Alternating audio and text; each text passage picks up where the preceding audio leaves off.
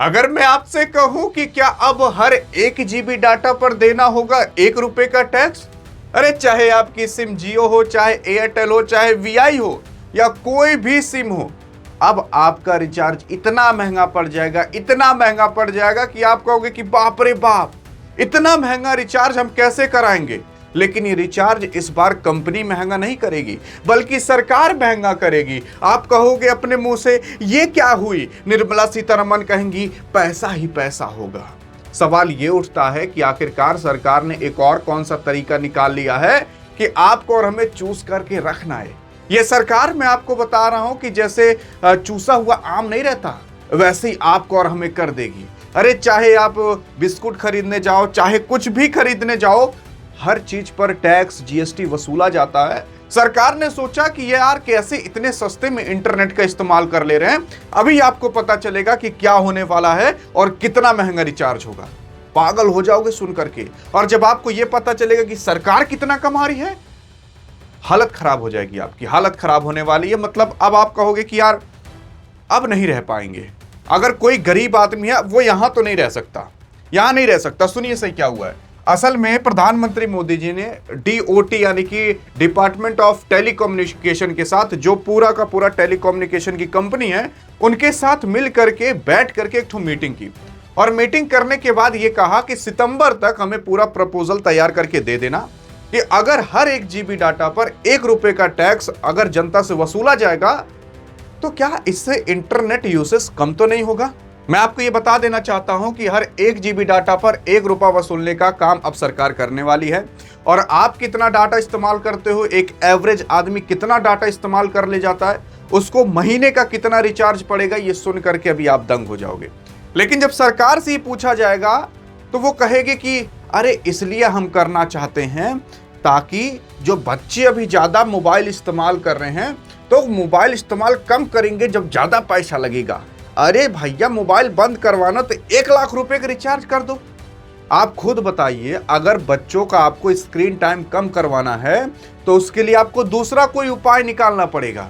और मोबाइल जो रिचार्ज किया जाता है वो बच्चे नहीं रिचार्ज करते, माँ बाप जाकर रिचार्ज करते हैं, दिन भर खटते हैं, मजदूरी करते हैं, तब कहीं जाकर 200-300 रुपया कमा कर लाते हैं। और ये 200-300 रुपया याद रखिएगा, यही 200-300 रुपया आपके जेब से हर टाइम अब निकलते रहेगा, सरकार निकालेगी। सुनिए तो सही क्या हुआ है। असल में सरकार ने यह कहा कि भैया देखो, स्क्रीन टाइम कम हो जाएगा, जो लोग सोशल मीडिया इतना चला रहे हैं वो कम हो जाएगा, इसी वजह से हम 1 रुपया लेना चाहते हैं। अरे भैया, कम करवाना था 10 रुपया लिए होते, 100 रुपया लिए होते, कोई इस्तेमाल ही नहीं करता। 1 रुपया आप क्यों ले रहे हो? जानते हो इसके पीछे सरकार की क्या षड्यंत्र है? सुनिए तो सही। असल में भारत के अंदर एक एवरेज आदमी 25 से 30 GB डाटा महीने भर का इस्तेमाल करता है, महीने भर का, ठीक है, मतलब हर दिन का 1-1 GB डाटा इस्तेमाल करता है। और उसी के साथ साथ ये चीजें 25% ग्रोथ कर रही हैं। मतलब हर साल 25% इस तरीके से एक आदमी ज्यादा डाटा इस्तेमाल करता चला जाता है। जब 3G था तब सब चीजें ऐसे गोल गोल गोल गोल घूम के चलती थी, तो कम डाटा इस्तेमाल होता था। 4G आ गया और ज्यादा डाटा इस्तेमाल होने लगा, 5G आ गया, अब तो अनलिमिटेड डाटा इस्तेमाल होने लगा। लेकिन अब जब आप अनलिमिटेड इस्तेमाल करोगे ना तो अनलिमिटेड पैसे वो देना पड़ेगा। सुनिए तो सही क्या हुआ है। असल में मान लेते हैं कि एक परिवार के अंदर 10 लोग नॉर्मल, मान लेते हैं 10 लोग नॉर्मल, एक कमाने वाला है, 5-6 लोग वैसे तो नॉर्मल होते, 10 मान लेते हैं एक बार ताकि कैलकुलेशन आसान हो।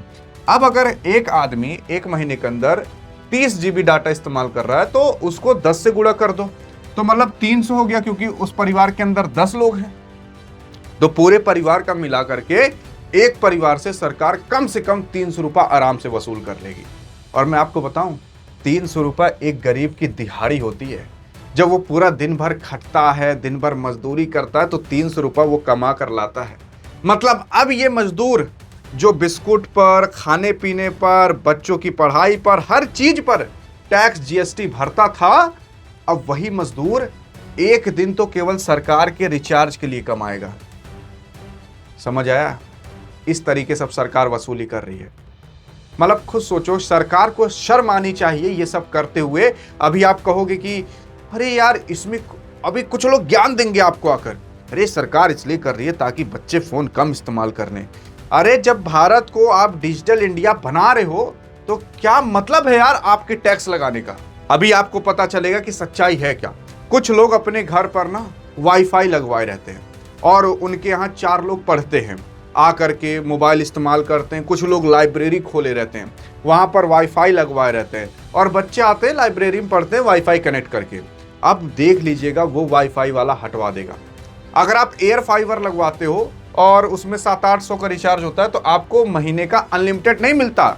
ये मत सोचिएगा अनलिमिटेड मिलता है, 1000 GB मिलता है। और महंगा करोगे तो उसमें फिर और थोड़ा डाटा ऐड हो सकता है।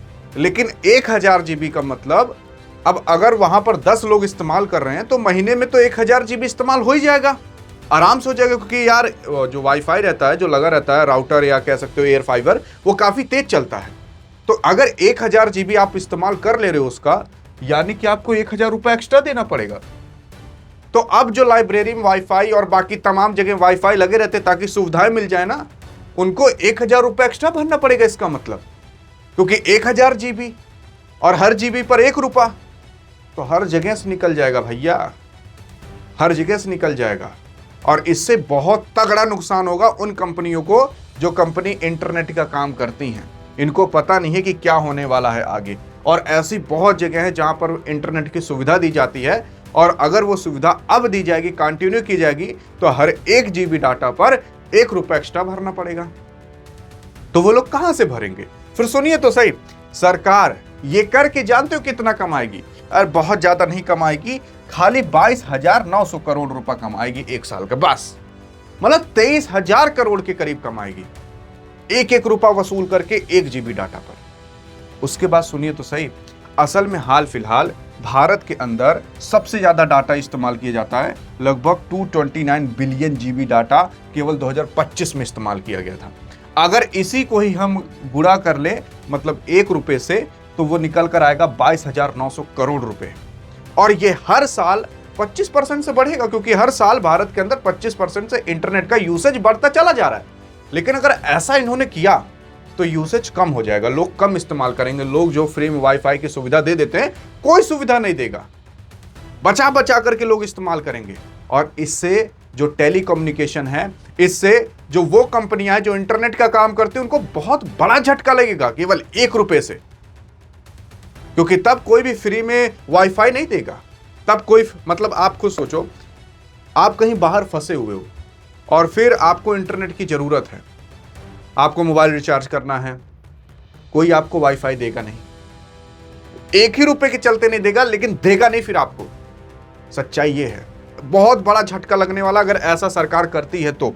फिर उसके बाद आप कुछ लोग कहेंगे, अरे यार इससे जो पैसा आएगा ना 22-23 हजार करोड़ रुपए, उससे सरकार ये गड्ढा वाला रोड बनवा देगी, ऐसे जहां पान थूके जाते हैं हॉस्पिटल बन जाएगा। तो बात तो सही है, ये सारे रोड तो बन ही रहे हैं, ये वाला तो रोड कम से कम बन जाएगा यार, आराम से जा आप आएंगे, गड्ढे में गिरकर मर और जाएंगे, कम से कम धरती बोझ तो हल्का होगा। ये भी सच्चाई है यार, मतलब कर देना चाहिए तब, अगर ऐसा रोड बनवाना है। अब सरकार आप देखोगे कि आप और हमसे कितना वसूल लेती है, लेकिन सरकार एक बार भी क्या ये कानून लाती है कि ये जितने भी नेता हैं, ये जो करप्शन करते हैं, इन करप्शन के खिलाफ कोई नियम कानून लाया जाए। अगर इस करप्शन के खिलाफ नियम कानून ला दिया गया और करप्शन को रोक दिया गया, तो सरकार के पास, मैं आपको बताऊं, पैसे की कमी नहीं है। अगर आप ये सोचते हो कि सरकार के पास पैसे की कमी है, तो बिल्कुल कमी नहीं है। अरे आपके नितिन गडकरी साहब जो रोड मिनिस्टर हैं, वो खुद कहते हैं कि मेरे पास पैसे की कमी नहीं है, लेकिन रोड देखो कैसी बनती है। और दूसरी चीज, अगर ये करप्शन खत्म कर दे सरकार, तो भैया आपको और हमें इतनी सुविधा मिल जाएगी, इतनी सुविधा मिल जाएगी कि आप और हम पागल हो जाएंगे कि यार ये जन्नत में है कि भारत में है।